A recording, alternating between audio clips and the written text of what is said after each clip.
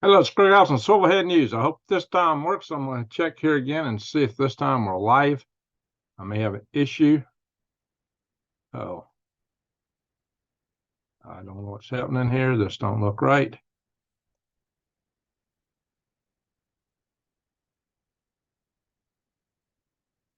I don't think we're going live. What is happening here?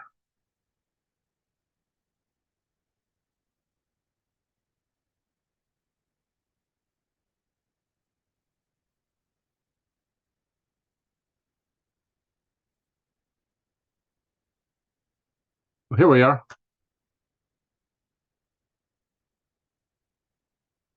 I don't know if I can't even see the chat. What's going on here? I do not see any chat. Wow. Let me do a refresh. Yeah. I will not be able to monitor the chat room. I don't know what's going on here. I am having issues. Give me a second, guys. There are some issues here. I don't know what they are. Video is private. What? Okay. We got an issue here. It's telling me my video is private. All right, guys, this is nuts. Give me a second. This is going to mess up. Everybody comes here and wants to watch first thing in the morning. They're going to want to see this because I got to do admin stuff to get this video upright. I don't know what's going on here. That's not what's supposed to happen. I got to go into my channel now and set this video to public. How did it come on private? I'm getting a lot of thumbs up. I can't see nothing in the chat room. We do this for the chat, people. For those that's watching in the morning, it's the chatters that keep this channel going. So the people that come in. All right. Wow. I got to go in and edit this. Give me a second, guys. I don't even know if I can. Yeah. I got an issue here. I don't know what it is. Give me a second.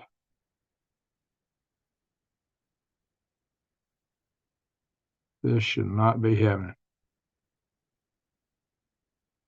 This should not be happening. All right, for people watching in the morning, bear with me. Oh, wow, it shows the video ended over here. I don't know what's going on, guys.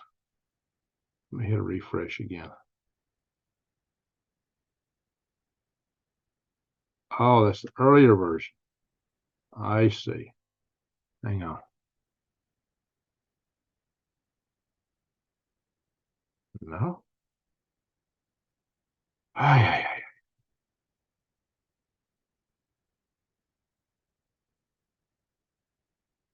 Okay, we got a problem here. We got an issue. Give me a second. Content.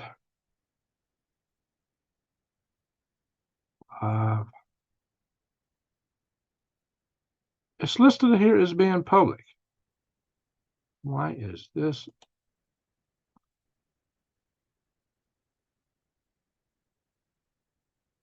Not showing over here. Refresh. There we go. There we go. Okay, maybe we are live now. Let me hit back. Oh my gosh, I'm gonna go back to my channel again here. Be my channel. Hang on, guys. I'm having technical issues here beyond compare. And I don't know why. I'll never have issues like this. Okay, now we're up. Oh, y'all getting me 5x5, but I wasn't showing me over here. I couldn't bring up the chat. Okay, guys. All right, good. We're on. Wow. All right, for those that are watching in the morning, my apologies. We'll get straight to the news now. That is most disconcerting. Certainly. I do have some memory issues going on here with the computer. All right, now it's back down to normal. I don't know what that was all about. So, all right, now we'll get with it. My friends, we are slipping into World War III, as I said. We have some real serious issues going on, and okay, that's just platitudes. It so happens that cruise missiles from Russia has gone into Polish airspace this morning, today, Sunday. And Poland Now, they were on their way to Ukraine, but somehow they went through Polish airspace for, I think, 37 seconds or something like that. And Poland scrambled their fighters. Of course, we got France is committed now, saying they're going to put troops in, and France is a NATO nation, put troops in Ukraine. And Russia has said that they would target those troops. Russia's just had the big terrorist event that occurred. I got to be so careful. I'm almost afraid to say that word on this platform. They've had the big T event occur there in Russia with they've lost, now it's up to 140 people in that event and 150 wounded. We've got just a lot of stuff cooking, guys. We're going to go straight to the news articles. I meant just sit here and talk about it, but I'm so discombobulated from dealing with this. I'm going to go straight to the news articles here. All righty. Ding, ding, ding. And here we are. And we've actually got a lot in the chat room for a change here. I'm glad to see everybody here so late. Russia violates Polish airspace with cruise missile attack on Western Ukraine. So, and they scrambled their fighter jets. Of course, this did not cause an event, but, you know, sooner or later, you're liable to have a misread, a misunderstanding, or something goes awry. You know, maybe a guidance system and a missile goes off, and it don't go back into Ukrainian airspace. There's just so much room for error here that it's beyond compare. There is so much room. And then when you look at the fact that the French are going to send troops into Ukraine, we'll talk about that some more in a little bit at length after I get through some of these articles. Yikes. A lot is cooking. 3 Storm Shadow missiles hit the Russian Black Fleet. Of course, those are from our European buddies. I believe France and England. England primarily provides these Storm Shadows. So that's something else that's going to cause more consternation with Russia. Russia is already fit to be tight, guys. With everything going down, you better get your seeds while the getting's good. We don't know how long we're going to have the luxury of these abilities to order stuff. So get them while the getting's good. It's planting season. You need seeds that you can replant. So that's why I say go. That's when you want heirloom seeds. So when you harvest your plants and save the seeds, you can plant the same thing back, because there may be no stores. You need these kind of seeds. There may be no stores in the near future. Get it while the getting's good. You can check out my links to True Leaf Market and Eden Brothers. You better consider that if you want to eat and keep eating. All right, my friends. Kremlin claims that the attacks were from ISIS. We're talking about ISIS-K, that ISIS group that's out of basically Afghanistan, maybe a little bit into Pakistan and Iran. That this group, they're the same ethnic group as the they speak Pashtun, I believe. They're the same ethnic group. They're Tajik people mostly. They're the same ethnic group or subgroup of actually the Persian people. They speak Farsi. Yeah, Farsi. So that's what they speak. Pardon me. They speak Farsi. So you're still coming together. Very good. Glad to hear that. All righty, folks. Y'all can tell me if I was actually live on that first session, because I was having issues. All right, guys. So Kyiv has denied involvement. Now, even though that Russia has claimed that, hey, that they are from ISIS, they claim that they were trying to make an escape into Ukraine. I don't know where they get that from, because it seems they apprehended them all, the 4 guys there in that area. So how you get the idea they were trying to make an escape into Ukraine seems premature. That's probably just propaganda to give them more excuse to hit at Ukraine, because they're not going to hit at Tajikistan, because Tajikistan is one of the primary areas that Russia is recruiting their forces to fight the war in Ukraine from. The Tajiks, there's a lot of them in Russia. They're basically a lower class working people. They get paid nothing. They live in basically shanty towns inside of Russia. And so the ones that are there, they're going there to work, but there's a lot of resentment among the Tajik people there toward Russia, because of the way they're treated. The Russians aren't exactly the equal opportunity people that you might find in the West. So it's a kind of a rough situation there. So let me scroll down. Hey, I got a super chat. Where did that come from? Yikes. Let me scroll down and see where that came from. Maybe I said, there it is, Rodney Middleton. First super chat. Thank you, Rodney. Salute to you. I didn't get any in my last live session.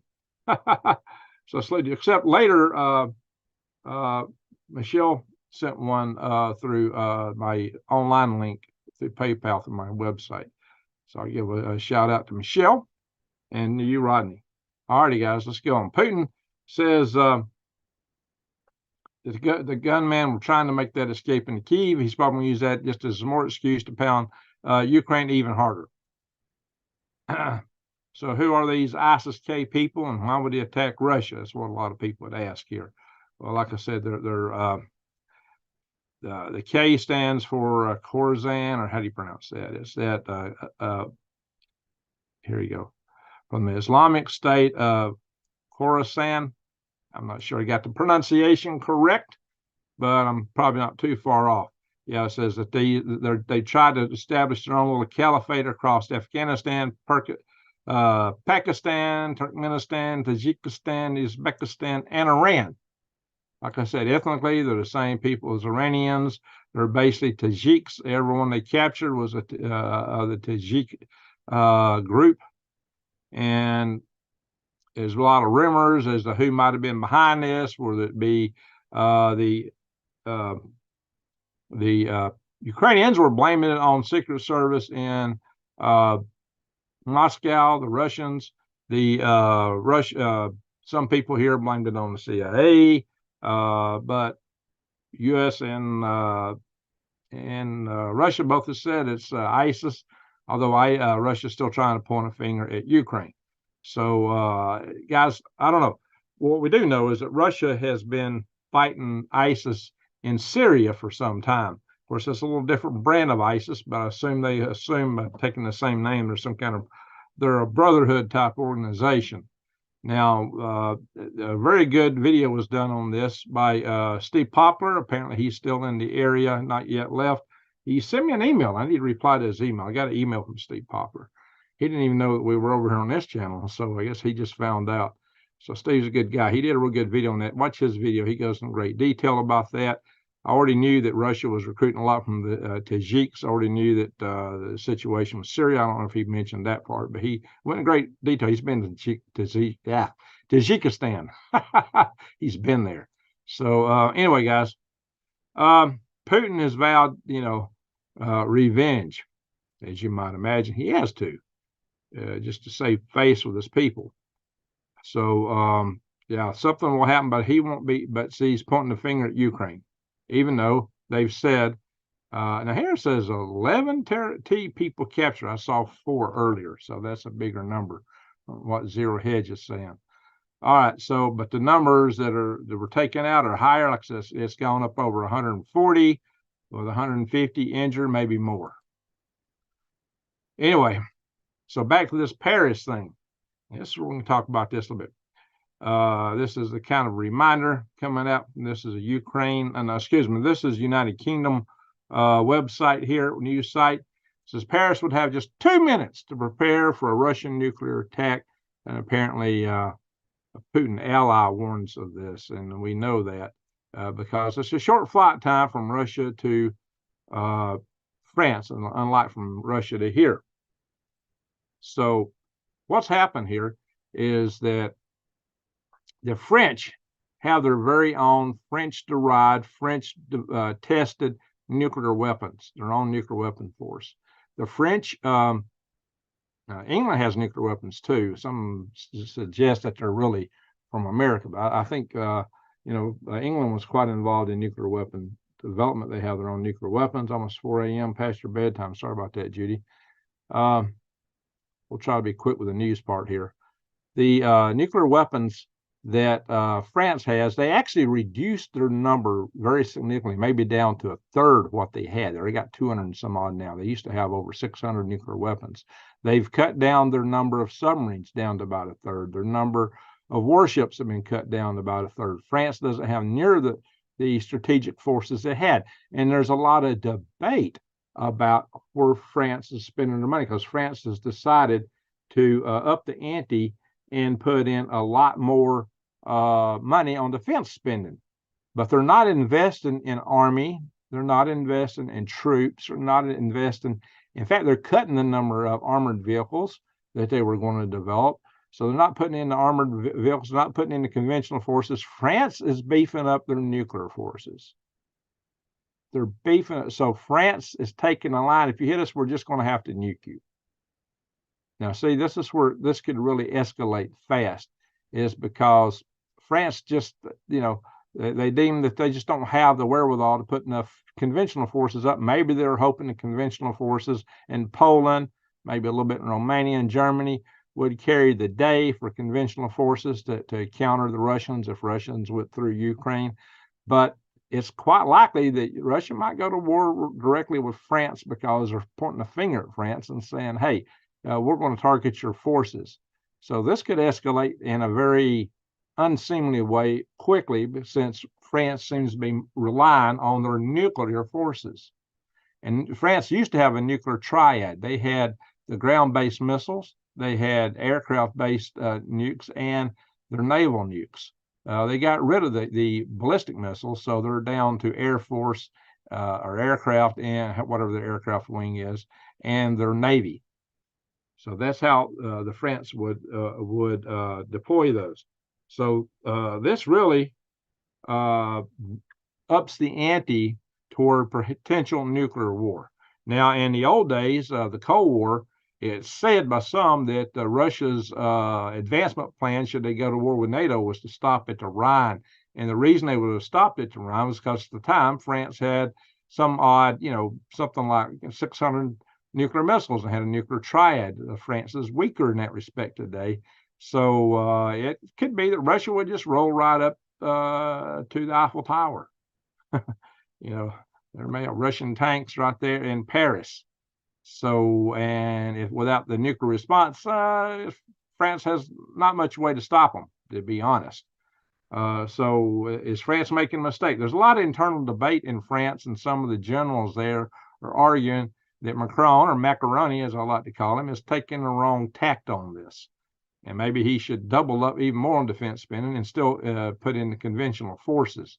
To be so reliant on nuclear forces when you're putting troops on the ground in a country that's contested like Ukraine is very, very testy.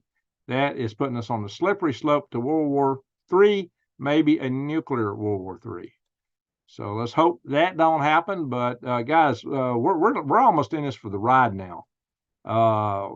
There is an article I'm going to show you in a little bit where some are just calling and asking, why are we even in NATO?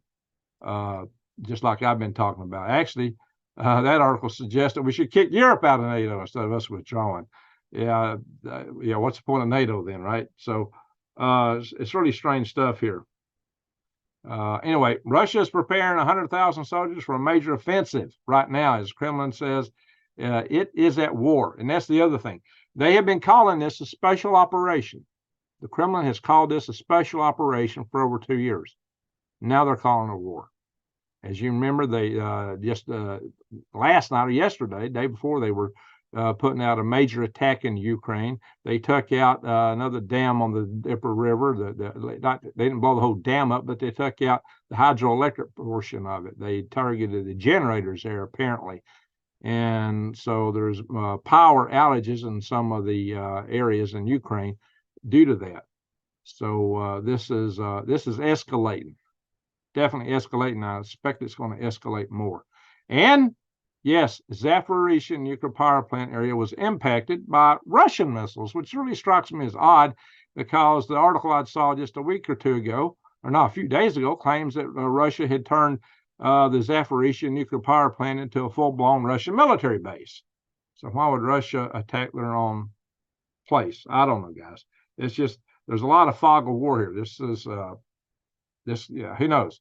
Everything coming to us from both sides has got to be looked at with suspicion, because there's claims and counterclaims and propaganda, and the fog of war is thick, very thick. But the Zaporizhzhia nuclear power plant is someplace you don't want combat at, because they're down to one iffy power line maintaining the generators there to keep the pumps cool, to protect the reactors. But mainly what I worry about is not the reactors, it's the spent fuel rod pool. So I've explained that many times before. So in any event, this is not a pretty situation by any stretch of the imagination. So, in any event, stock up on water and charger gadgets. Russian attack causes emergency shutdowns. This is what I'm talking about. That attack that they put out has caused shutdowns in Ukraine power. There's drone attacks going back and forth. I'm planning on Green Ridge to do a video. I've been planning it for a couple of days. I just hadn't had time to put it together yet about drone and robotic warfare in general. It's really amping up. It is going to be the future of warfare.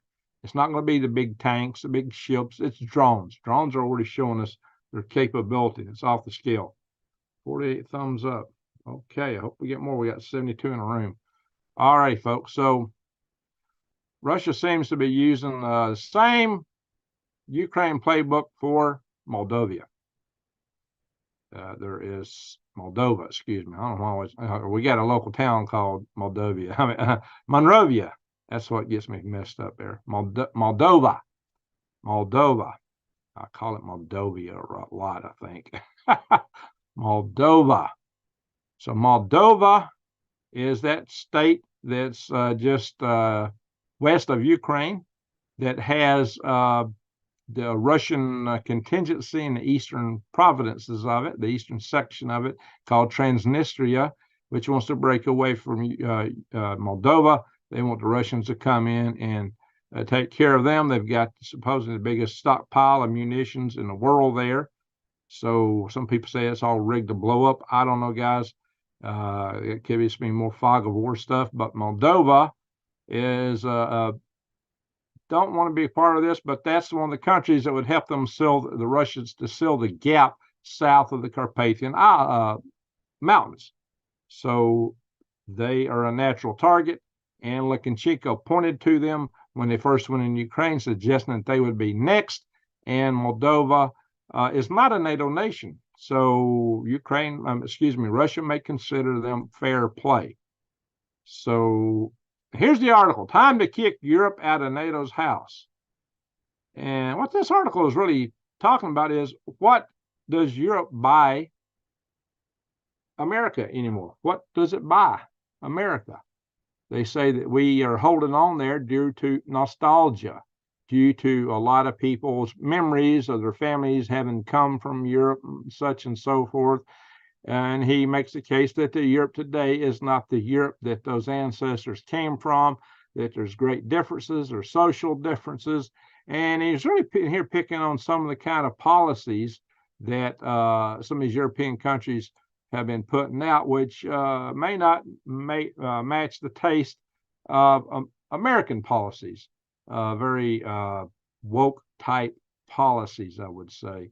I'm not going to go in great detail about that, but the Irish people didn't want any part of this, but all the political parties are pushing for stuff like this. The so-called elite leadership seems to always want to go in a different direction than the populations of the countries. So I feel for the people there. But what was on another? I'll just end that one. Give me some memory.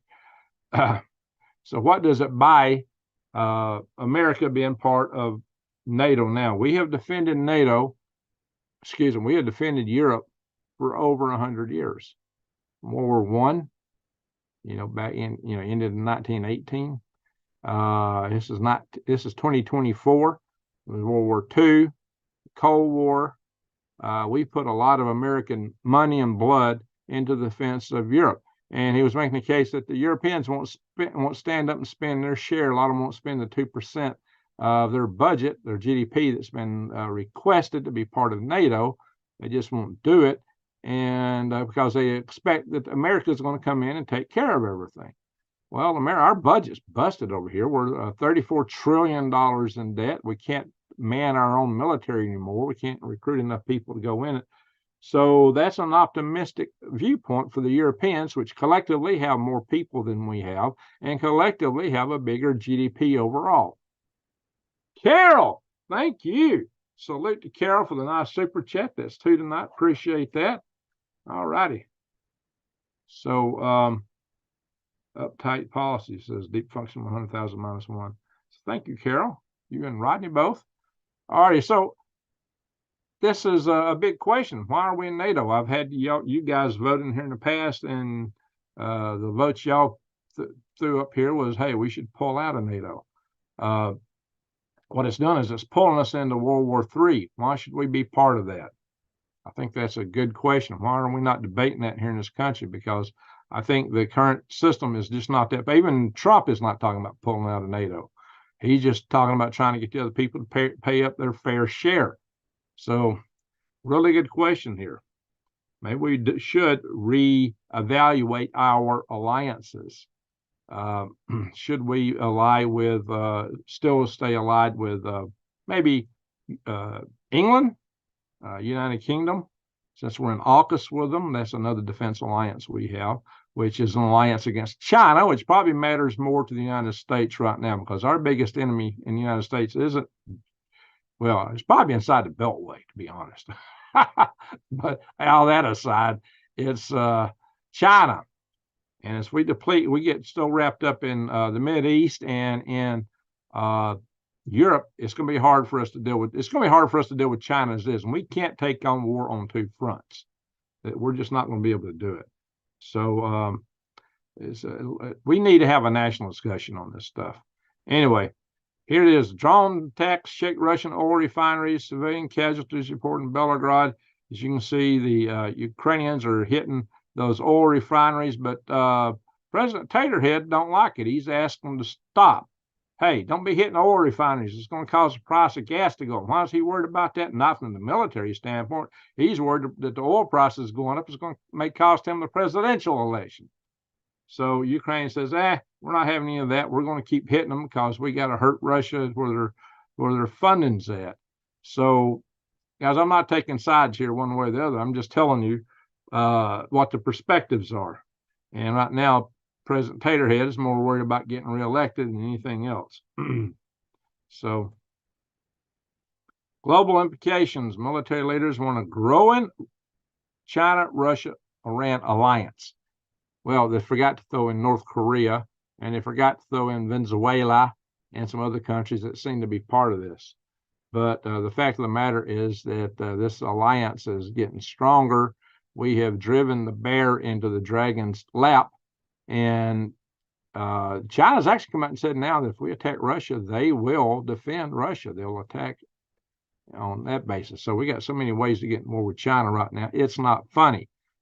Russia is so wrapped up with Europe. I don't know that they would come to the defense of China should we get in a war directly with them. They would verbally say so, and they probably would to some degree. But as we go forward, that may be a worse prospect in time. Although Russia's definitely got the nuclear forces, between China and Russia, we would be in severe trouble. As you can see, China is still attacking Philippine ships with their water cannons. And this was days after the United States said that we would absolutely back Manila in these disputed areas. China said, prove it. So, and we're trying to get some scientists out there in the South China Sea, and they tried to block that. But here's the future. It's robotics. And I'm going to go more detail on this, especially drone warfare and things like that. So this is talking about the humanoid robots replacing the declining human populations, because we're saying right now that toward the end of the century, the overall global population is going to be dropping. It's going to start dropping really fast after 2050, 2060. We know that already the population of China is in decline, rapid decline. The population of Russia is in rapid decline. Well, it may be that China plans to make up for their shortages with robots. We may do that here, but these humanoid robots may be taking the place of people. Now, that may also occur in wars. Some people have been talking about this as part of the war strategy, but the drones that we're using in war today are already very capable. The drones are probably the real future of warfare. Humanoids might be involved in the battlefield on the front, and people fighting humanoid robots as they advance, it could be real concerning. Right now, their power and capability is still in development, very much. But I've seen videos of of humanoid robots driving motorcycles. Now, that was in a test area. It wasn't through a forest, But the Chinese have developed the technology now for their drones where they can fly them through trees, through forests. Oh, yeah. Autonomously. Drone swarms. That is scary, especially if your troops on the ground to be have a drone swarm come up against you. It could be game changing. So I'm not sure the humanoid robots would be the ones that would prevail in battlefield. I think the drones are going to be a real threat. But the humanoid robots would probably play a role, but mainly in the factories keeping the war machine going, making the munitions and whatever. So this may change how an economy is put together. This may make war economies more viable. And a country that has the production capabilities like China that can outproduce everybody because they've been the world's factory, because we've sent all our manufacturing over there, would have an upper hand. So we've got to be very careful with this approach here. So, one of my commenters on my last video here on this channel was talking about this, and what was his name? Rogue. Hey, we got another super chat. John Taylor. What do you think, Greg, about the CME that's going to hit us? Yeah, we're going to talk about that in a little bit. Salute to you. Thank you, John. Thank you, John Taylor. Yeah, we do have a CME coming our way, guys, and it could be a pretty powerful storm. I don't think it's going to take. We're talking about a G3 level geomagnetic storm. We've had a couple of sunspots go off, a couple of flares, and apparently they're being accelerated by the solar wind, which will make it more intense. There's some question about how the solar wind will play into that. We will see, and we will know, because that's we're supposed to start getting that today on the 24th tonight, and mainly on the 25th, a little bit on the 26th, but the 25th should be the main day of that. And here's the other thing. We're supposed to have a lunar eclipse. Well, normally when you get solar storms like that, you should see some good auroras, but we're coming into a full moon. Usually a full moon will wash your aurora out. However, we're going to have a partial lunar eclipse. So you will still have a good chance of seeing these super strong auroras due to the partial lunar eclipse. So we're going to have a lunar eclipse, auroras, the same night on the 25th. And then on the 8th, we got our big eclipse. Wow. And there's a supernova that they're saying we're going to see pretty soon in the sky from a star that's blowing up about 1,000 light years away. It's far enough away, it's not going to get us. But they claim we'll be able to see that star. It'll appear to our naked eye. I don't know if it'll look like anything more than a star or what we'll be able to see with it. Dr. Tamika Scott, yeah, she has very good videos on solar storms and such. Yeah, I highly recommend her channel. Anyway, guys,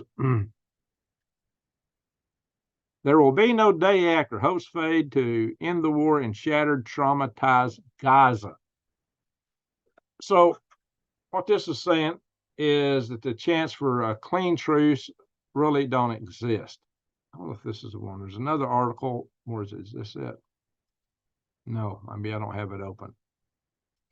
There was another article that said that today 70% of the Gazans support the action of Hamas on the 7th of October. 70%. And that seems to be a lot higher than what it was earlier. So, this is a feud. This is a bitter feud between Israel and the Palestinians, particularly the ones in Gaza.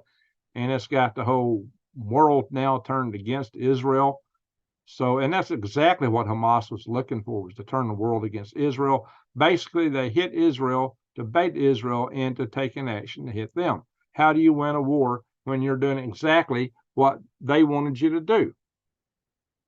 Even though they may take Hamas out for a time, it's just going to fester. The hatred is there, and it's higher than ever. It's just going to fester. It's like in Alaska, forest fires. You might put them out on the surface that would burn through the winter. You could see, and I've seen it in Alaska, where you could see little trails of smoke coming up through holes in the snow. You'd have a snowpack, but you'd see a little trail of smoke here and there where that fire was smoldering in the moss, in the reindeer moss, whatever we called it, underneath. And when you walk around in Alaska, it's like walking around on a thick carpet, all the moss on the forest floor, and it would be kind of squishy. So you'll see signs in the heavens there. Oh yeah, we got the signs coming. Arnold. They're coming all kind of signs right now. So this feud is not going to stop anytime soon. The hatred is just too thick. It's too intense, and it's on both sides. So how do you have any real lasting peace here now? I don't see it. Not in our lifetimes, because the hatred is just fanned to fever pitch, and we're just making more people that want to attack down the road. So this is just going to go on and on and on. There will be no end of this now, not anytime soon. Endless wars. Well, yeah, that's what some people really want, is it not? East of I-80, the bad part of Humboldt outlaws. Don't drive out there if you don't know people. East of I-80. Oh, what's that about? Handsy Hands Driscoll. Anyway, now here, I just saw an article that claimed that the Houthis were going to protect and not fire at Russian and Chinese ships, but the U.S. said that the Houthis fired at a Chinese ship just recently. This article is dated the 23rd. So, like I was telling you guys earlier, they're having some problem identifying their targets. I said that a couple of days ago, and many days before that, weeks ago. They are doing this. So shipping through the Red Sea is very problematic right now. The United States is in there wasting our missiles and trying to stop these attacks. Should just shut the Red Sea down, save our missiles to deal with China. That's what I say. Shut it down, because nothing's going through there hardly anymore anyway. So, and we're not going in to take the Houthis out. So what are we doing? We're just wasting our missiles. Anyway, that's what it seems to me.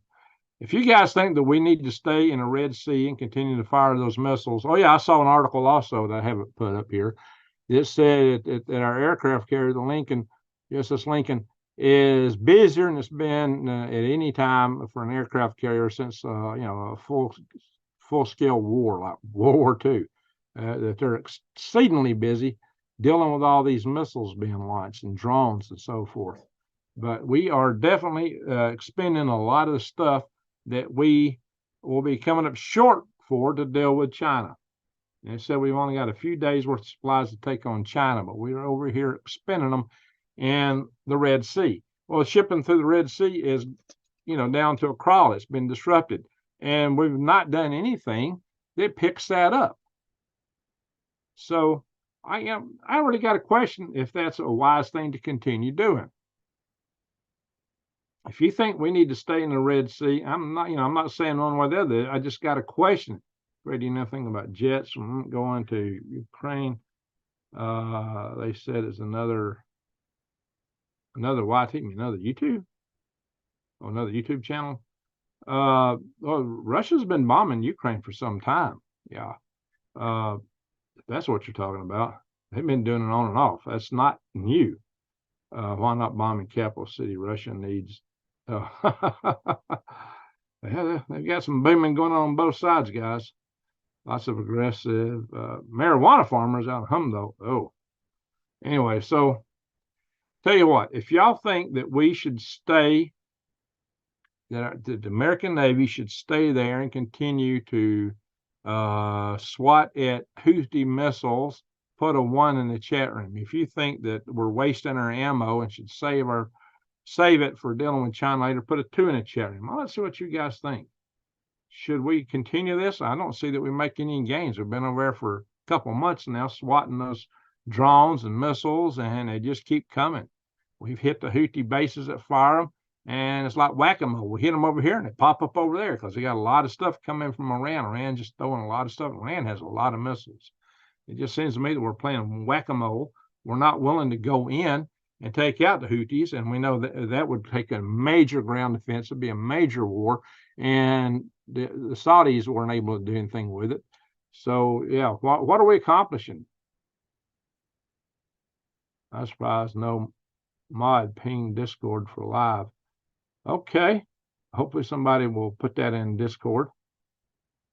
Save all weapons. There we go. That's what everybody seems to be saying. We need to be saving our weapons. So why are we over there wasting our stuff? Maybe President Taterhead is, according to the congressional website, he got some money from a certain side. Maybe he's got a little, don't want us to be too strong in that theater. I don't know.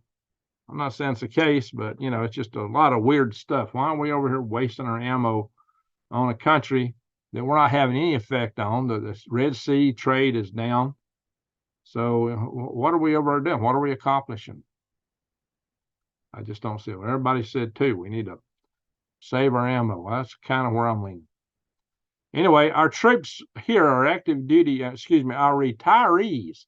Colonel Cole was telling me this a couple nights ago. He said he got a letter about being reactivated. It wasn't a direct, it was basically a warning and notice that he could be called up. It wasn't a direct call up. But here is the RAND Corporation website talking about this recall to active duty, the federal law, U.S. Code, whatever that squiggly letter there means, a 688, and U.S. Code 688A, 689. All these are codes that they can recall retirees, military retirees, back to active duty. Our forces, our military is just understaffed right now. So you might be seeing this happen. And they may be putting in a draft here because, again, our forces are just not strong enough to deal with what's coming at us.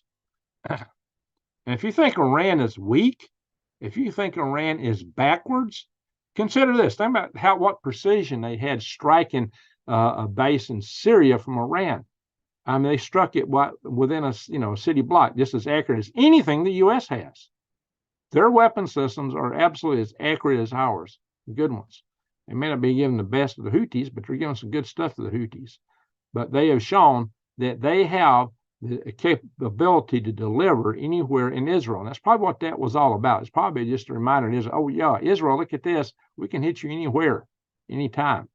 Well, now Iran is considering sending humans to space. We do know that they launched some live critters back, a year or two ago. I talked about that.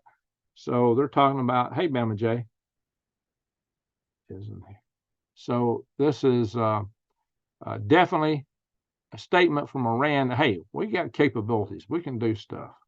So watch out for them. The Iranians are smart. They're very intelligent people. Don't shortchange them. Don't misunderestimate your enemy, like W used to say. Don't misunderestimate. That's a double negative. He did that on purpose. He talked like that. He just hammed things up. Anyway, now this one really frosts me right here. Mexico president says he won't fight the drug deep cartels and disorders, calls it Mexico first policy, saying, hey, I'm going to support the cartels. Well, for one, he don't have the strength to fight them, so it may be that. But then again, just to come out overtly and make a statement like this, I think a strong president in the United States would say, look, buddy, you're selling a lot of stuff in here, but you're also dealing with China heavy, and you're supporting these cartels, and we're losing 107,000 Americans a year, or maybe more now.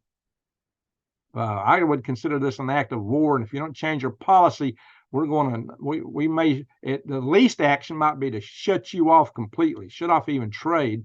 And of course, that would be real hard on us since we've changed from our biggest trade partner being China to Mexico, but maybe it means we need to industrialize ourselves. So, hey, Judy, thanks for joining us. Glad you were here tonight. So, guys, think about this. This is almost a declaration of war against America. I think China has got one going against us. So, like I said, if I were president, I would call this man directly. I'd have a direct meeting with him, and I would just put it to him, says, look, you want to deal with us? We can deal with you, but we got to deal with these cartels. We can make your country a far more prosperous country. You can be the industrial base. You can be the new China, or you can be a wasteland. You choose. You choose. You want to be a very prosperous, peaceful nation and be the center for tourism. See, Mexico could bloom. Mexico could be a great place. They got a great culture. They have good cultural values, but the drug cartels have run everything there through Central America and South America, and they're messing with us. It's one reason to totally close the border is to shut down that drug trade and starve those cartels out for money. If nothing else, that ought to be done. But when you got a guy coming out and talking about, hey, it's Mexico first, Yeah, I'd summon him. I wouldn't summon an ambassador. I wouldn't summon his, whatever his Secretary of State is. I'd summon him directly if I were president and say, look, buddy, you're going to deal with me. And here's a proposition. You can prosper greatly or you can be over with. I don't know, guys. That frosts me right there. That frosts me big time. And of course, we had this deal where the migrants basically attacked our National Guard, Texas National Guard at the border. They took out the fence and went through and pushed over the National Guard. Well, the National Guard wasn't given authority to go bang bang on them. But the sad thing is, those guys who did that, who broke law in many ways, one, coming into America illegally, two, damaging property and cutting the wires, and three, assaulting our defense forces, have been welcomed by the federal government, processed, and released into the United States. That should have never happened. They should have been charged with crimes up one side and down the other. That frosts me right there. What do y'all think?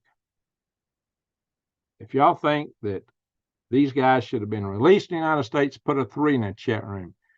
If you think that they should be charged and detained and sent home or put behind bars, put a 4 in the chat room. I'd like to know what you guys think about that.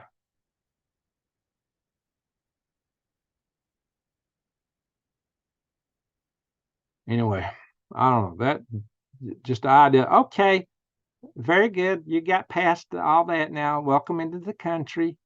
Pat on the head, and we're going to give you a bunch of money, and you can go live in whatever city you want. And yeah, who was charging these guys? It wasn't families. It was military-aged young men. If y'all have seen the videos, y'all have seen the pictures. I am Smiley. Come in through the front door or get, there you go. Yeah, none of you seem to be too happy with what's happening here. That stuff happening at our border and many other countries' border. Yes, this is all over the West. The whole Western world is just like laying down to this stuff. Yeah, they got the MS-13 guy. Sure enough. Chismel's Greg, Mexico is doing what I said a few months ago. Mexico and China, yeah, they're good buddies. Absolutely. Mexico and China are good buddies. You know, Mexico should be good buddies with America. They're our neighbor. But they're becoming a doorway for China to come in this country, for China to send fentanyl into America, and they are supporting it. Apparently, by this Mexico First policy, I would have some real issue with that. If I were president, yeah. Hey, but even the migrants, they're not all necessarily on board with being migrants. This one guy says the cartel forced him into it and then left him. He was begging, let me hear crying. He wants to go home to mommy. He's an 18-year-old guy. He said that I want to go home to my mother. Abandoned by the cartel, rescued by the Border Patrol. I want to go home to mama. 18-year-old Hector. Look at that, guys. He wants to go home to mommy. Well, we should send him home. Not process him. He wants to go home to mommy. Let him go home. But see, that just shows you the power of the cartels. They're really just taking over. Aiming to function 100,000 minus one. I think you got it right. Beijing, Biden. Yeah, hot topic, immigration. No kidding. Jeez. Oh, you know how I tell you guys don't be the long pork? I tell you guys that you got to worry about when it goes down that eventually they're not going to be coming looking for your pantries. They're going to be coming to look for you when they get hungry. You're going to be the prize. Yeah, it's already happening. I'm not even going to read that title. Give me all kind of trouble on here. Yikes. All right. Talking about if you're worried about a little eclipse, how about a hailstorm on the solar rays? Yeah. That, I think, has a bigger impact than an eclipse, just to show there's other things that can hit your solar arrays. Ay, ay, ay, ay. Anyway, guys, scientists gave an inner monologue to AI. Basically, AI spits stuff out immediately. You put a question into these chat bots or chat GPT or Gemini or whatever the Chrome's got, and it comes out with an immediate, exactly, Larry, that's what's going to be happening. It come out, especially in the cities where there's no food, all this hungry folks in the cities, it's going to get ugly in a hurry. You know, that's why I advise people to get out of the highly populated areas as quick as you can. So what they've done is they just, now we think this AI is really smart, but all it does is regurgitate what it's been trained to do and say. But they've given it this inner monologue, which is an algorithm which makes it ponder and do a little figuring on what it's going to say before it says it. And so it's coming up, it's more accurate mathematically than it was, but still not that good. But it's doubled its accuracy and it's given better answers. But the whole idea of an inner monologue, that's something that could spread and grow.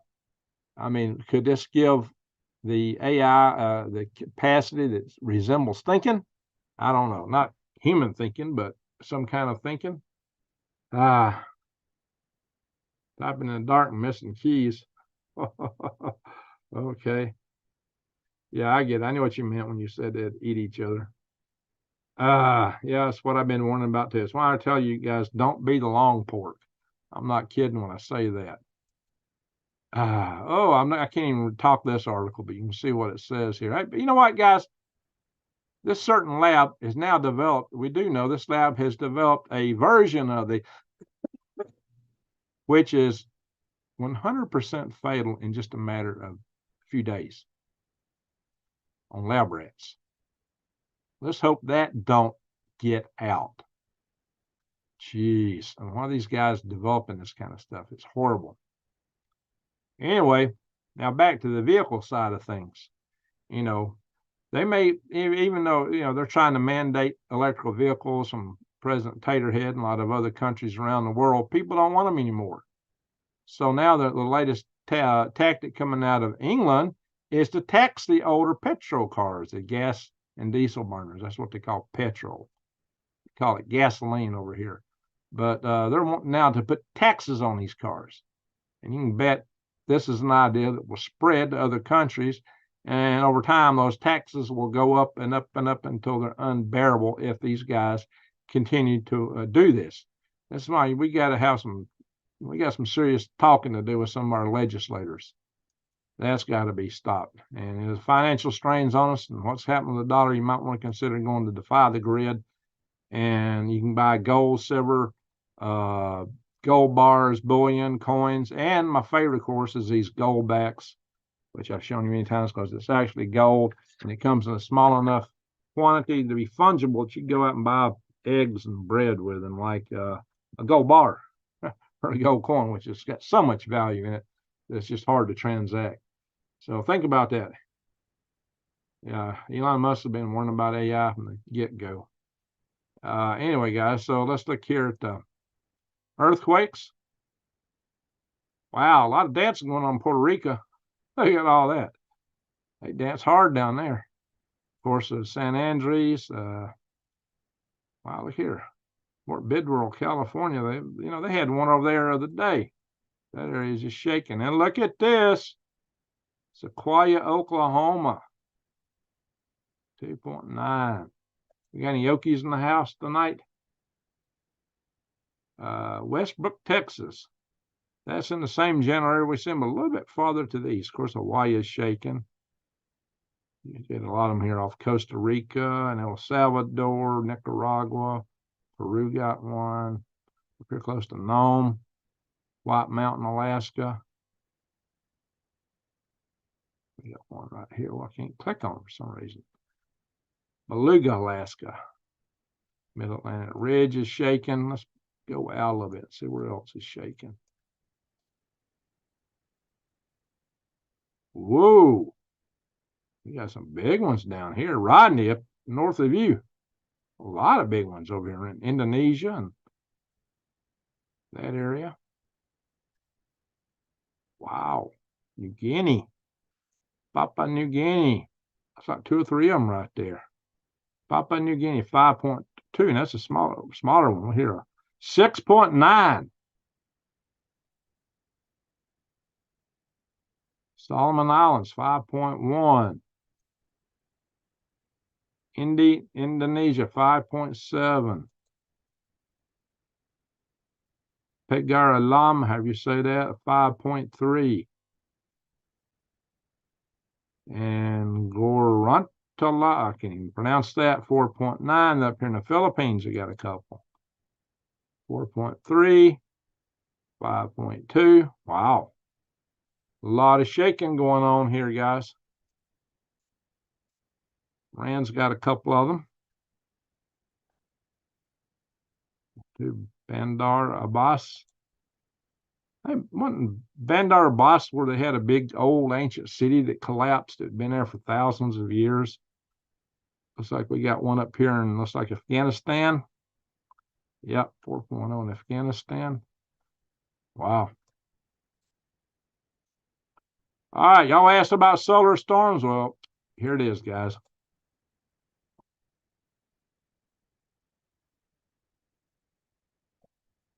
There we go. That's a major storm. Now, for comparison, that inner white circle is the size of the sun.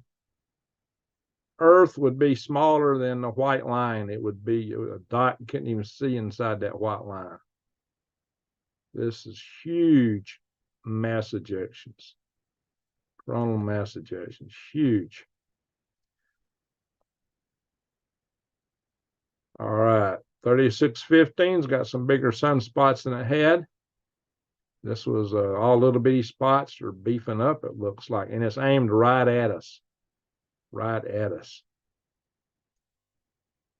It's almost equatorial. A big CME is coming. Protons are raining down on Earth. So it says we're going to get a G3 class solar storm. And G3 is considered strong. Said we got a KP of 7. So what do you expect here? Power systems. Voltage corrections may be required. False alarms triggered at some protection devices. Spacecraft operations. Surface charging may occur on satellite components. Drag may increase on low Earth orbit satellites. That's Starlink satellites may be falling out again. Other systems. Intermittent satellite navigation. Low frequency radio navigation problems may occur. High frequency radio may be intermittent. And aurora has been seen as low. Has been already as low as Illinois and Oregon, typically 50 degrees geomagnetic latitude. Oh, interesting, guys. So this is a pretty strong storm. This is not a Keratin event, but this is a strong storm. Wow, look at these 2 flares. Oh, this one up here is flaring up. Okay. I didn't usually when you get a good flare like that, you got 2 spots, not 1. Wow. Strong X-class flare. Let's see right now, this is the aurora at the moment. Arnold, can you see this? Earth pains are increasing. I wonder if all what's coming.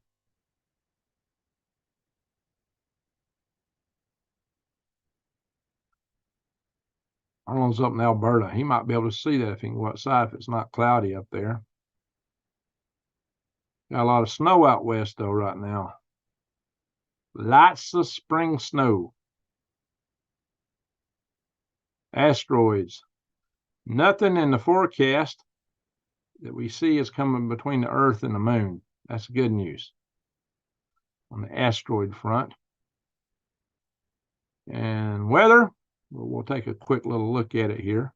Then I'm on to, at least in the continental United States, as you can see, there's a snow all up and down in Utah. I've talked to somebody this evening from Salt Lake City saying they had rain and they got snow and it was raining again. That's a yucky mix. Look up here in Maine. Uday's isn't with us right now. She was up a long time. Maybe she finally crashed. She pulled a really long shift and then couldn't go to bed when she got home. So she's probably crashed. A lot of storms off the coast here. But looks like very strong snowstorms up in her area. Yeah, look at all that Montana and the mountains here in California. I bet when all that melts, they're going to have some serious floods in California. All right, we will come back to that and look around it a little bit. Let me stop the share. I'm going to go through the chat room. The news portion of this video is over. We have been going for 60 minutes. Wow. So I'm going to go through and look and read the chat room more directly now. CME it's not really going to be a major event. Although it might be interesting. The full moon might knock out the moon right now may inhibit your ability to see that aurora because the moon is really bright right now. On the 25th, it's supposed to be a full moon, and that's when this aurora is supposed to be at its most intense, which means normally you probably wouldn't be able to see it, or not much. Probably wouldn't be able to see it due to being washed out by the full moon, but there's going to be a partial lunar eclipse. So you might actually still see the aurora if you're in the northern climes. So at the northern latitudes, let me put it that way. All right, let me go through here and see what folks are saying. We've had some super chats, and I appreciate that. Whoa, I think I might have missed one. So we have one from Rodney, Carol, John Taylor. I appreciate that, guys. All right. You're alive now. You're good on my end.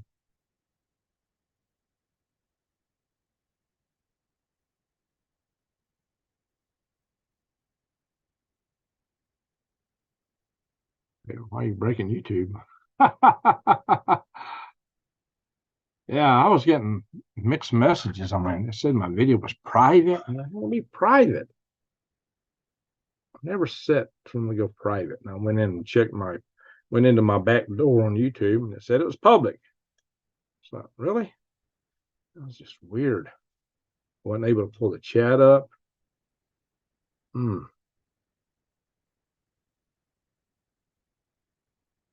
to find a bunker, a big cave somewhere away from the city, Rodney. That's not a bad idea at all.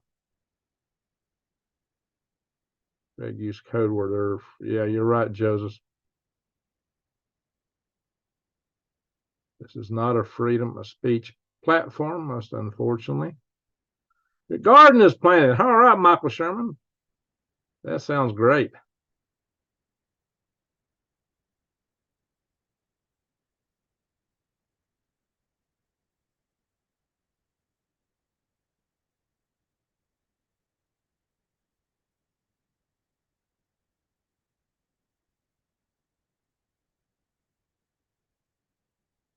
China will talk to Australia and bind economic development. China and Australia will intermix. That should be concerning. Dealing with China is a scary proposition.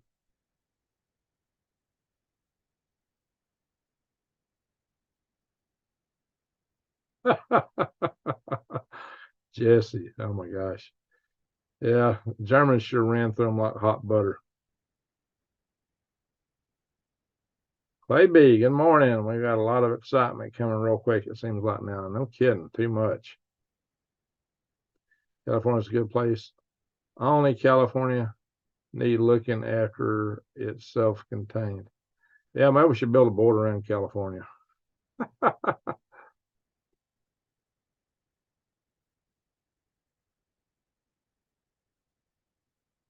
Hey, we got another super chat. Let me go back down and see what this is. Awesome, Marcia. Thank you, Marcia. Appreciate it. So, awesome super chat. Thank you, Marcia. I believe that's our top super chat for tonight. Yes, ma'am. That's the top one. All righty. They're all important. They're all help. They all count. They all matter. Let's see some more.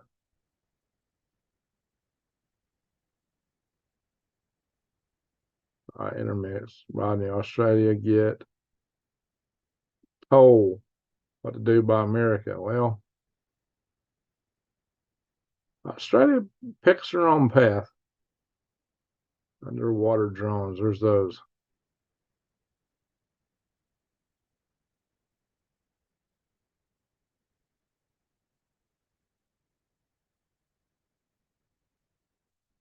And Harry Driscoll. Hello, all from Northern California mountains. California is very rural, has very rural areas. Yes, it does. Yes, it does. Especially in the northern part. You guys might want to consider breaking away and forming your own state. Kind of like the state of Jefferson. Of course, we got part of, what was it, Oregon wanting to become part of Idaho. Several counties in Oregon actually voted to join Idaho, if I'm not mistaken. Locksburg. AI tool and AI artificial intelligence chat bot out.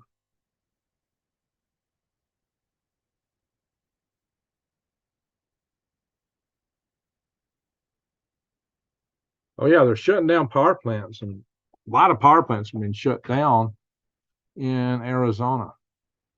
They're shutting down everything, just about all the coal, oil-fired plants. That's kind of sad. Pretty darn sad, if you ask me.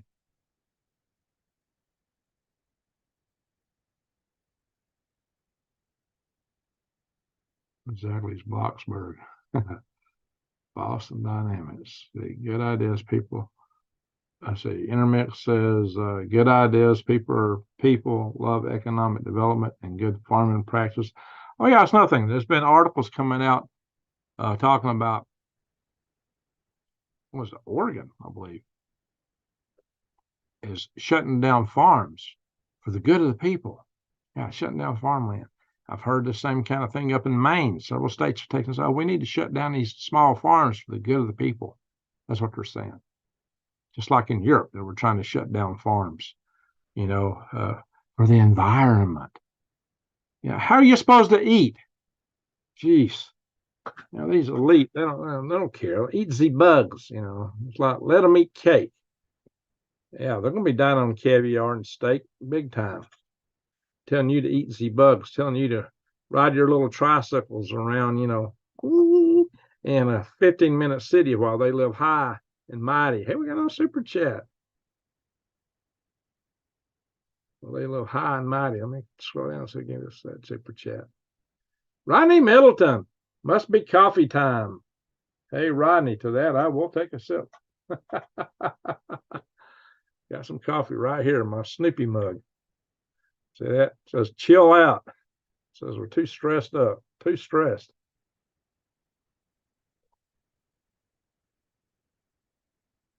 Another salute to Rodney.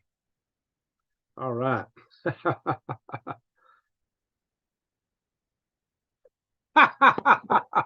Larry says, I heard a rumor that humans are more active in the daytime. Yeah, they don't know us, do they? We broke that rumor, didn't we?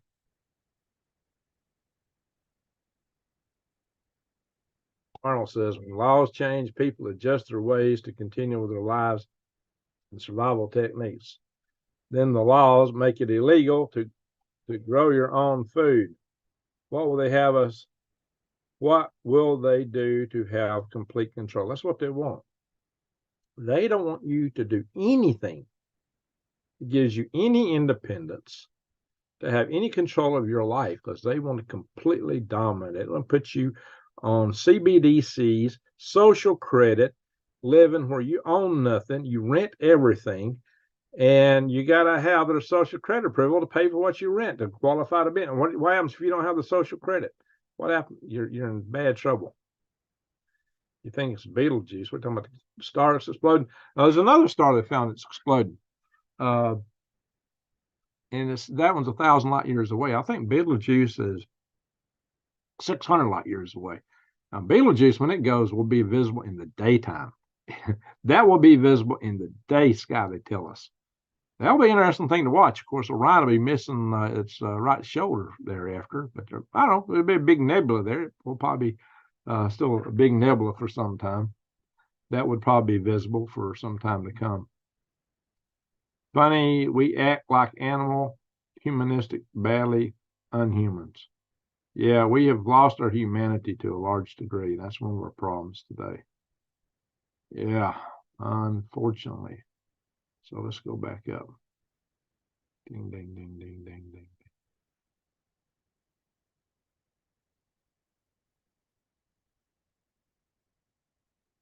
Relatives who own the Alder Point Bar. What is that? All right, let's go back up. See what I'm missing in the chat room here. Never had power. All right, so there's also that claim that Ron Paul made.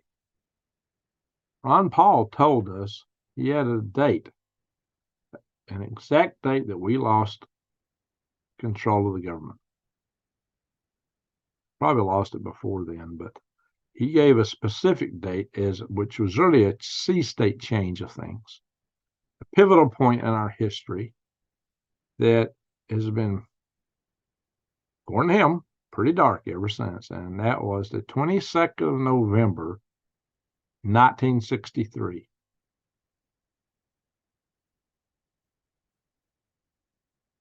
What do y'all think about that? KP index is up now, said Judy. It is. Yeah.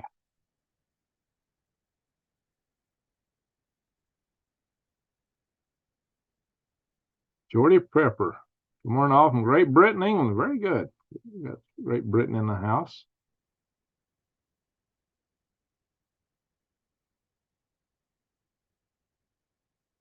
Cuban Nurse Prepper.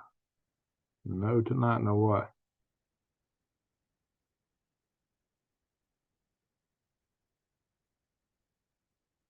I know the Alder Point really had relatives on the bar there 3 years ago. Lived in Dinsmore. I don't know what's going on with that bar.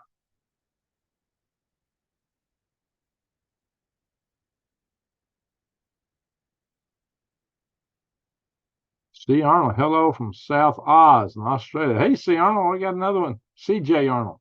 You got another one in the house from down under. You're not by yourself, Rodney. You got company in the house tonight. Duck River Mama, AGG and fellow swivel heads.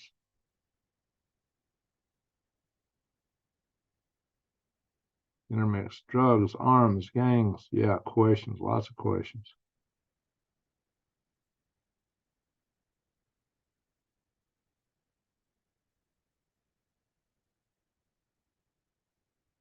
Try to close the post office, but the locals and volunteers keep it open. Well, that's great.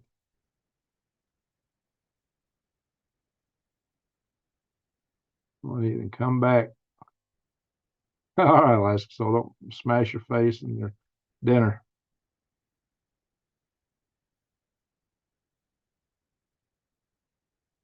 Yeah, the Civil War might happen in life. Live your life, unfortunately.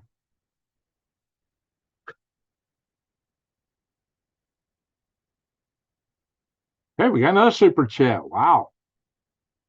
You don't know me, Mom. How you doing? Don't know me, Mom? Salute to you. She leaves a lot of really good comments in the videos after they post. Appreciate that. You don't know me, Mom. Thank you for coming in. Appreciate the good super chat. And that is the 10th super chat in the live stream. You don't know me, Mom. Salute to you. Appreciate that. Thank you. No apology needed. Like the old saying goes, late's better than never, but that's now, I believe, the top super chat for tonight. They're all super chats are top, so in a way, they all matter. They all keep me going.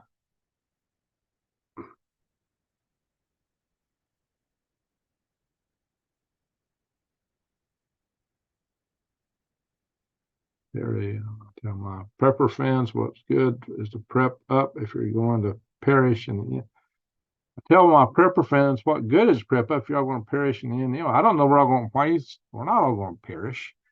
There's going to be survivors.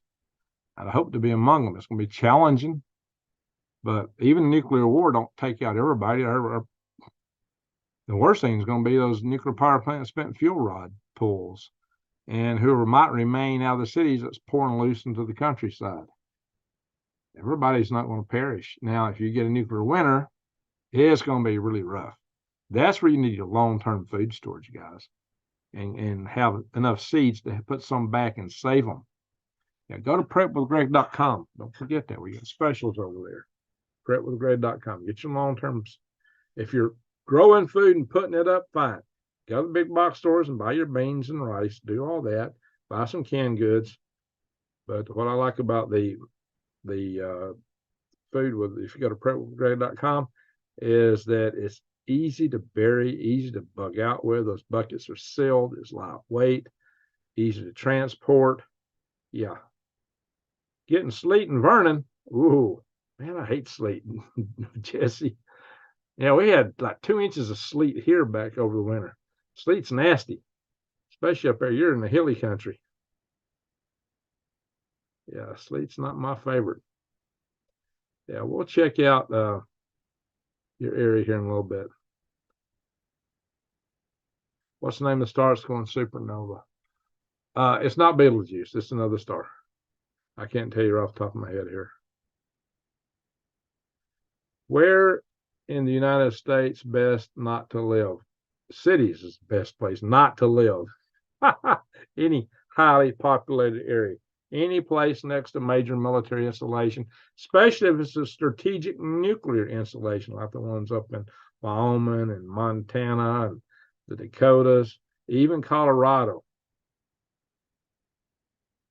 I've done videos on bug out. I got a bug out video. I got a nuclear bug out video. I got 2 videos on surviving nuclear war. Guys, if you've not watched them, go watch those videos, for Pete's sake. Watch them. I did a special video on surviving EMP. Now, one of the things I did in that video is I talked about tactics. I talked about combat tactics. I talked about how to take out a sniper, things like that. I talked about how to fortify your positions, how to set up intersecting sectors of fire, how to set up foxholes. I went in a lot of detail in that video. I have not talked those kind of topics in any of my other videos, but I went into a fair bit of detail. It's a long video, and it's not got that many people viewing it. But yeah, what do you do when you got to go on maneuvers, when you actually got to leave your home? I'm going to cover that a little bit just in terms of bugging out. I'll do a special video. I was thinking to do it today, or I wanted to do it earlier. I saw a video where a guy says, well, you're not going to be able to survive in the woods, and you won't be able to bug out. You can't go through forests, down the trails. No. I actually took him on in his comment section on his video. He was attacking bug out bags. He's right. Most bug out bags are overdone, but he made a lot of assumptions, which might be true for city slickers. Now, if you're afraid to get a briar prick, then it might not be for you. Look at my hands. Yeah, I get pricked a lot. Now, that was my own clumsiness coming back into the house. I still got to wear a bandage right here. I'm pretty bruised up. I drove 760 miles from Spring, Texas down and up, and was safe all the way until I got home. I was taking my bags upstairs and tripped. It was kind of janky trying to get around when I was getting out, and fell and hit the handles sticking out, some big handles sticking out from a cabinet, and caught me, and it wasn't pretty. Yeah, I'm actually missing a chunk of skin right here. That's why I still got it bandaged up. You know, a little dime section, chunk of skin got taken off. Oh, we got another super chat. Hey, John Taylor, you missed Bama J super chat. Oh, let me go back.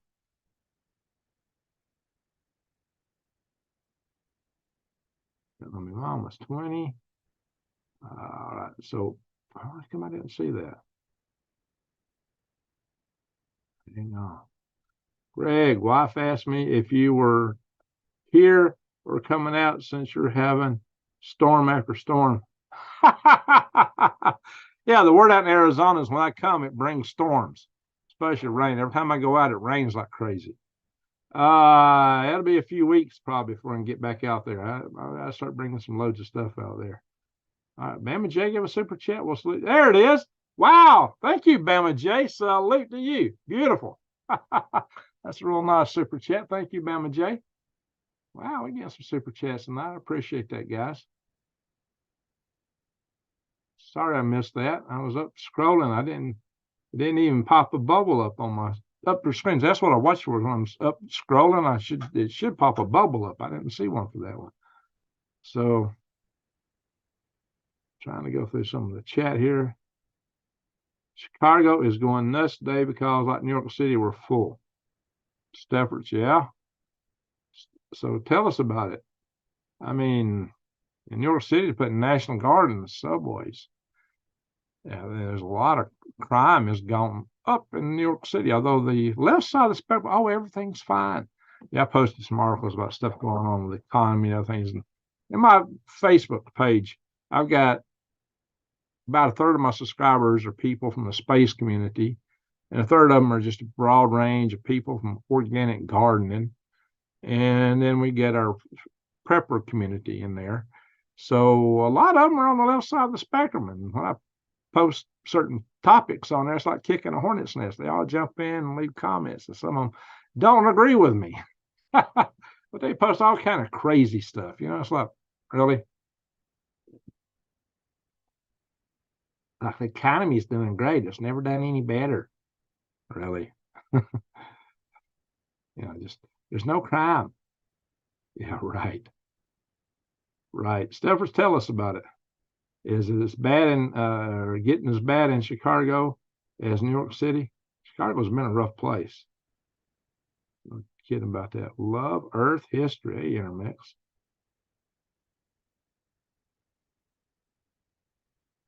40 minutes from Canadian border. Okay, there, Terry Snyder, Northeast Washington.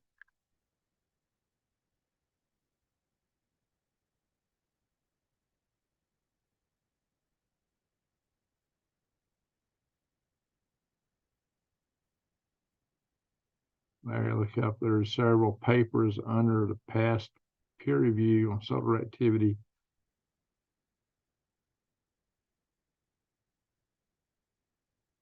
Thank you, Jesse, for calling for the thumbs up.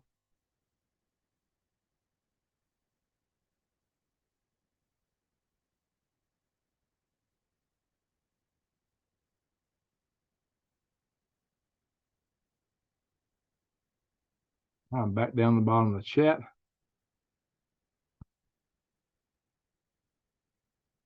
Images. Okay, I just did it, not for the recognition. Well, thank you, Bama J. Well, I'd like to recognize people when they support me like that. I probably am more overt about that in a lot of other channels, but I really appreciate it. I'm really surviving off there right now. I'm getting so many videos over here demonetized. Or they will let it play for a little bit, monetize, then they will demonetize it. I will go in and I'm challenging them more now, just because, the content I put in here doesn't defy the listed community standards, not as far as I can tell. And there's other channels out there that go much further in saying things than I go. I'm far more guarded, but they always stay monetized. It's just that they get away with all kind of stuff that I get spanked hard for. So what's that all about? Anyway, all right, you guys carrying me right now. I appreciate that.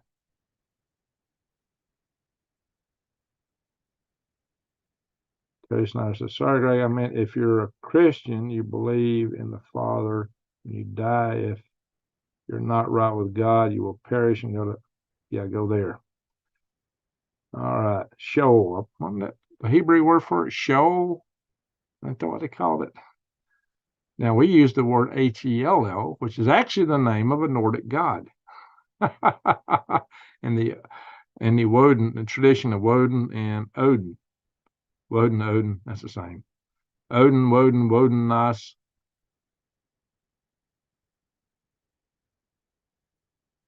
Yeah, Jesse's in Arizona. Yeah, I'll be heading back. Yeah, that's what everybody out in Arizona accused me of bringing in the rain. I mean, everybody out there. I go, storms come. So again, storms cruising. Greg here. Not yet. I can't blame the ones you're getting now on me. All right, but we'll have to see. Yeah, thank you for listening to Freedom Restoration Foundation, Rodney. Guys, you need to chew your politicians, your Congress critters' ears. What's politics? Many ticks, many bloodsuckers, I think is the correct way to look at it. Anyway, guys, a lot of strange stuff happening. A lot of strange stuff happening. We're in some very challenging times. So let's go around the weather here. Let's kind of go around the world. It's getting a little late. We won't stay on this too long. Share screen. Ding, ding, ding, ding. Up. So, well, you do have a little frosty stuff there in parts. Oh, right there. You have some frosty stuff there. Oh, I'm not up to date here. I got it right now. Oh, yeah, it's picked up. You do have some frosty stuff in Arizona. Show low, Vernon. Oh, that's sleet right there. Jesse said sleet. And those drops, where it shows drops, they're frozen, that's sleet.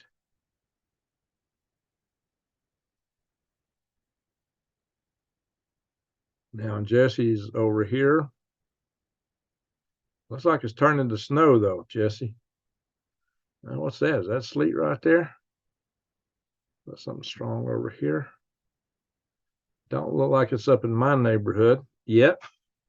But this is the mountains, the White Mountain area. Wow. But the temperature is 35. So it's colder up where the stuff is falling. Might melt on the ground. I don't know. That'll be ugly too. I'm sure the temperature is going to drop tonight. Flagstaff's 28. Oh yeah, it's all going. Temperature will be going down. Phoenix is a balmy 53. Tucson's double nickel. San Diego is 53, same as Phoenix.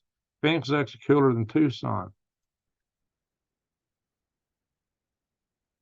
Lost Wages is 48. Lost Angels is 46. A lot of snow up here in the mountains of California. All that's going to melt and come down very soon. Let's go up West Wokistan. All right, we got somebody here from Northern California. Look at that. Got a lot of snow up in there. Eureka 46, Redden 44 though. In the valley there. Big Valley, Sacramento, Stockton 40s. West Wokistan. All this is West Wokistan. Whoops, I just killed 4 time-wise. Go back, go back.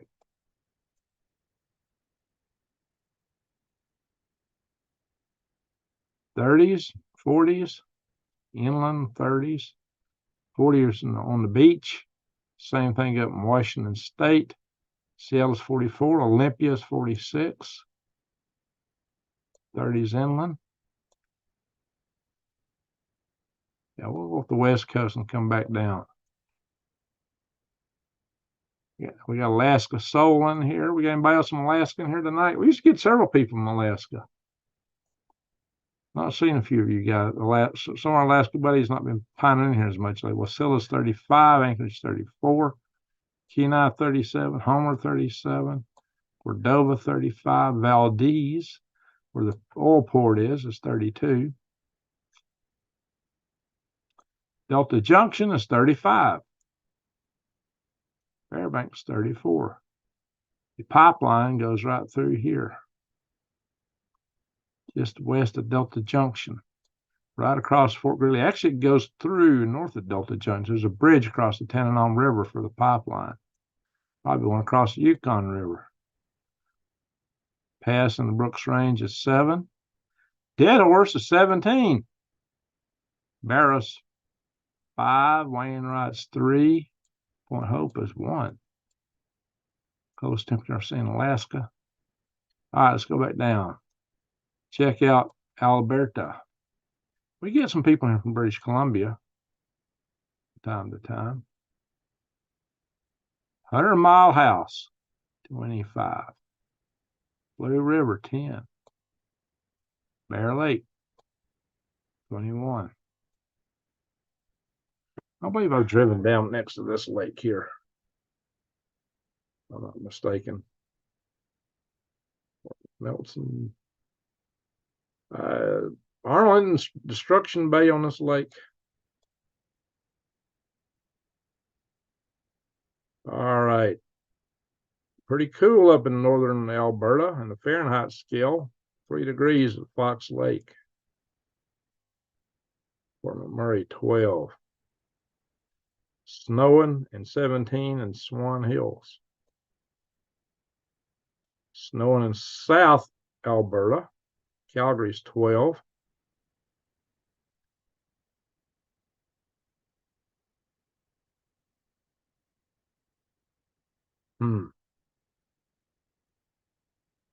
Interesting.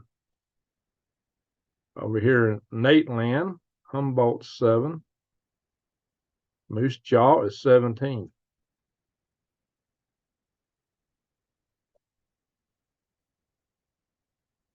All right, Montana is in the 20s, not teens in upper Montana. A lot of snow in Montana. Bitterroot Mountains got it real heavy here. That's the border between Idaho and Montana. Missoula's 28. That's a pretty town up there. It used to be anyway. Been a long time since I've been in Missoula. I think I drove in through Missoula back in 81. Haven't been there since. North Dakota, 25. Nebraska, 30s. Colorado, Jan with us. Look here. Aspen's 25. Colorado Springs is 26. Pueblo is 41. I've driven through there. Vail is 12. Vail tends to be one of the coolest places. Denver, 32.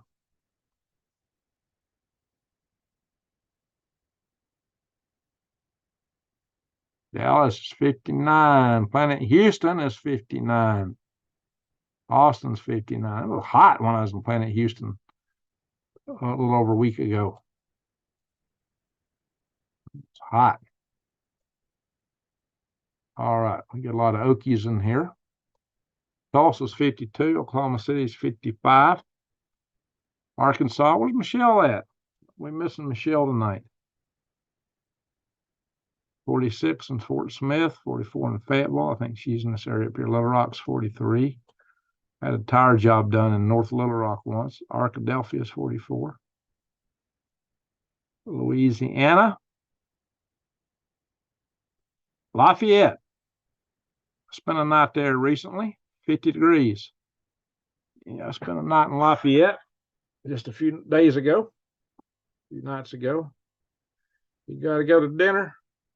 All right, Rodney, thank you for being here. We'll probably be gone when we get back. Hunts Patch, 37.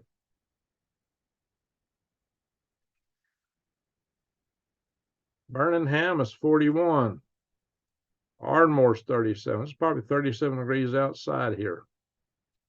Not much warmer than Snowflake. Chattanooga's 37. Hot Atlanta's 39. Chilly night all over the country here. Macon Bacon's 46. Y'all might remember I did a video from Toomsboro, haunted vacant city in a ghost town almost, at least in the center of it, and just east of Macon. Turns out there's another ghost town just north of there. What's it called? Middles. Shoot, what's the name of that place? Middle something, Middleville. I'm not getting the name right. They had an old sanitarium there. Well, just around that sanitarium complex, it looks like a ghost town. The city itself is not. I'm going to have to go back and look that up one day. Maybe do another drive through that area. Raleigh's 35. Fayetteville, so Fort Bragg in the house, 39.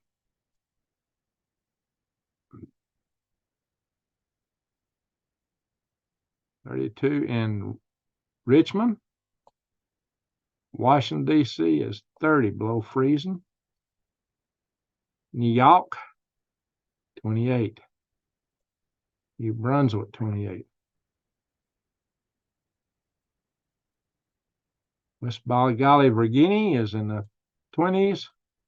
Ohio, 20s everywhere. Judy's done left us. Indiana is in the 20s. Steffords is in Chicago. Looks like you're about 32 degrees up in here. Elgin's 30. Looks like you got some snow coming at you.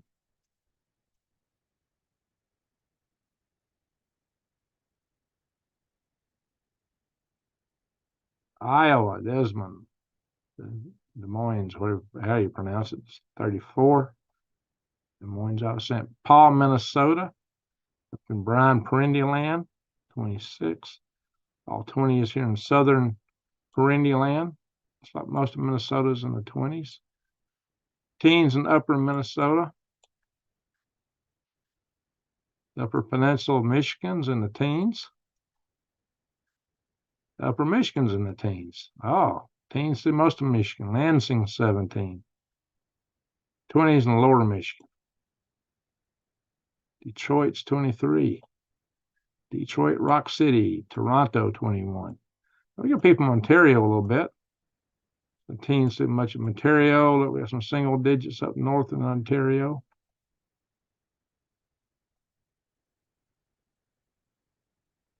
Look at this, guys. This is some heavy storms up here in the Northeast. Heavy snow, heavy storms.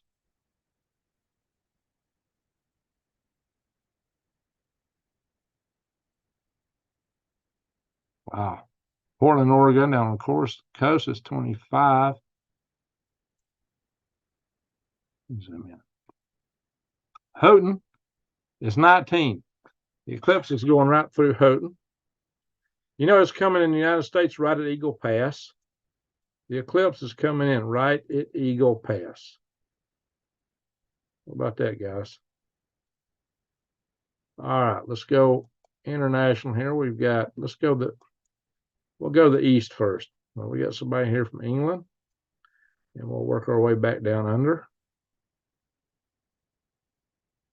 England is warmer than Hunts Patch, Alabama, or Tony, 44 in Birmingham, England, which is warmer than Birmingham, Alabama, probably. I'll have to compare them a little bit. Hull is 44. Oh, it's all 40s through here. Through Ireland, England, all 40s. Even Scotland, all 40s. Springtime. Stavanger, 41. Oslo is 37.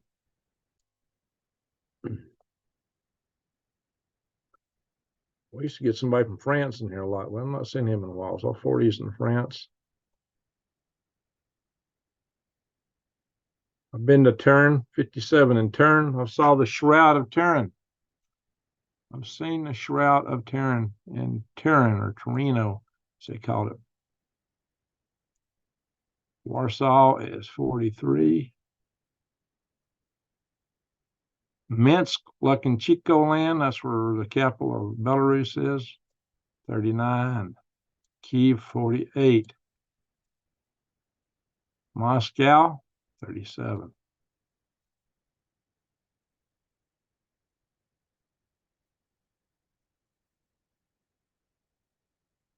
Got some rain in Iraq. Getting rain, a little bit of rain going over into Iran.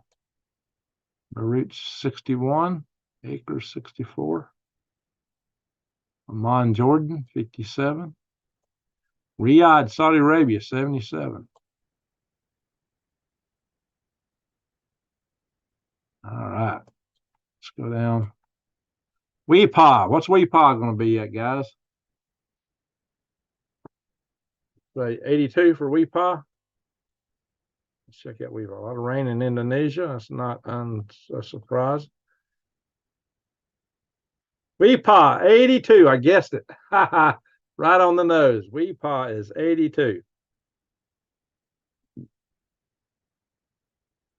That place, I don't see that temperature change very much. Got a lot of rain in northern Queensland, guys, and Northern Territory. What about even in Western Australia in the north part? Lots of rain up in the northern part of the desert. Alice Springs is a cool 62 degrees. Wow, Warburton's only 79. Those places get hot. You're coming into autumn. Melbourne is 64. Sydney. Perth is 80. Sydney 68. Capital City, Canberra is 61. Hobart's 57, all in Tasmania. All right. Christchurch 59, Westport 55, New Plymouth 59. Yeah, the temperatures here are always a little bit cooler here, but they're pretty stable. Stays in the 60s a lot in New Zealand. All righty, do we miss anything that anybody wanted to see temperature-wise? It's getting late. I was yep, it's getting late. About time to call it happy 420. Lord, David.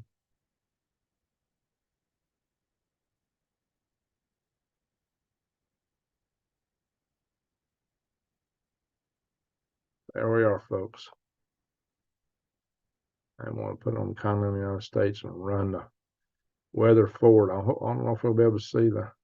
No, I don't go out to the eclipse date yet. Let's just let this snow run. See how much snow's coming. Oh, I'll sweep more down in Arizona, going through Colorado, all across the northern tier of the country. Storms in Texas on Monday. Arkansas Monday at noon. Ooh, big storms in Arkansas Monday. Oh, the storms are coming into Mississippi and northern Alabama Tuesday. That's some heavy storms. Which it looks like the morning time. Our morning storms aren't as bad for tornadic activity. South Georgia on Wednesday. Those are broken up cells. That could be dangerous, especially in the afternoon.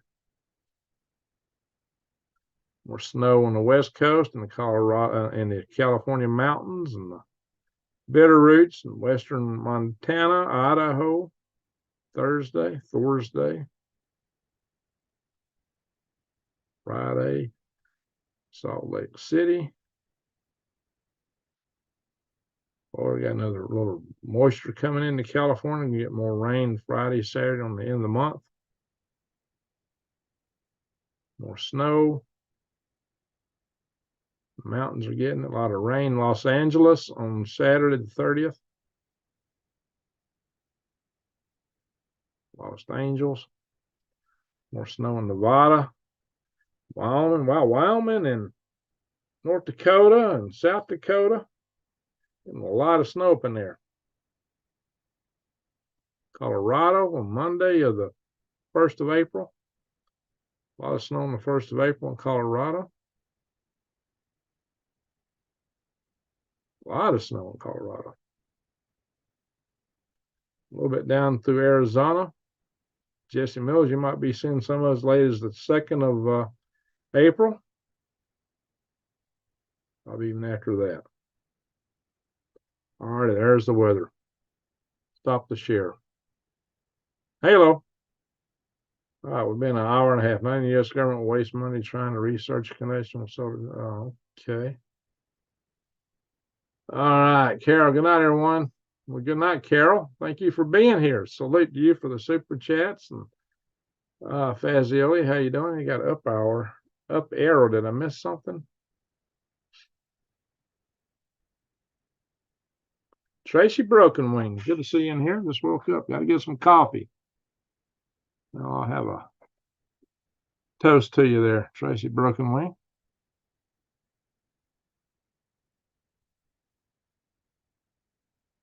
Lord Arnold, hope they aren't doing that. That's concerning.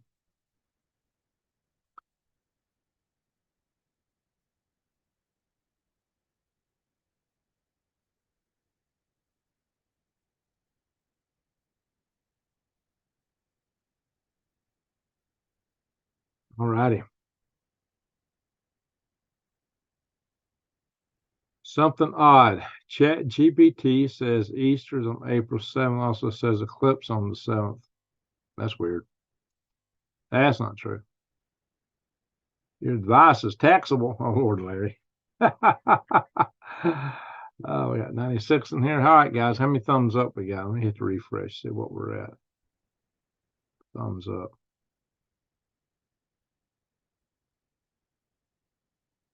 96 thumbs up. Very good. Very, very good. Rain and snow in Taylor, Arizona right now. Hey, Eddie, you in Taylor? Well, you're a neighbor, Eddie. If you're in Taylor, you're my neighbor, Eddie Bohe. When I get back out there, you might, look me up. We might meet over at the Purgatory and just north of you in Snowflake and have a cup of Java at the Purgatory. Yeah, I did quite a bit of videos from the Walmart parking lot right there in Taylor. All right, folks. Yeah, we're going to call it a night. It's up in Discord. All right, very good. I'm glad somebody posted on Discord. So, yeah. Larry says no refunds, taxable, no refunds. All righty, folks. All right, thank you all for thank you, super chatters. Thank you, super chatters. You've been wonderful tonight. Thank you so much. And right now, that is my sole source of income at the moment. I have applied for Social Security, whatever that's going to last. And guys, I'm actually got a job interview though on Wednesday. Hey, we'll see what happens. I've talked to a couple other companies. They're looking for people that's got security clearances, and I don't have one, so that makes it tough. That, and I got so specialized over the past 20 years, that also makes it challenging. That, and a lot of people just don't want to hire us old fogies anymore. That's senior level people. They want to hire the young bucks and pay them less. So, if God was intervening in human affairs, yeah, let's just have a lot of free will. Anyway, once again, thank you, super chatters. Thank you, mods. Thank you, everyone, for watching tonight. Yeah, don't forget to hit the thumbs up on the way out. And don't forget to share my videos and tell people to subscribe and bang the notification bell and click all. And go back and check, because the platform has a big tendency to unsubscribe people. Don't click the bell. So go back also and just check my channels and see when I got videos up from time to time, because just in case it don't send out a notification. Best job graph for you would be transporting medical supplies. I don't know. Anyway, so I love that place. Oh, do you go to Purgatory, Eddie? Have you been to Purgatory? You're talking about Walmart. Yeah, if you've been, I was frequenting Purgatory quite a bit for a while, just to have power when I was working remotely on my day job out there. So it was a while. You'd see me in Purgatory almost every day, pretty close to it during the weekdays. So great jobs in every state delivering supplies for hospitals. All righty. Once again, thank you all. Thank you, one and all. I really appreciate it.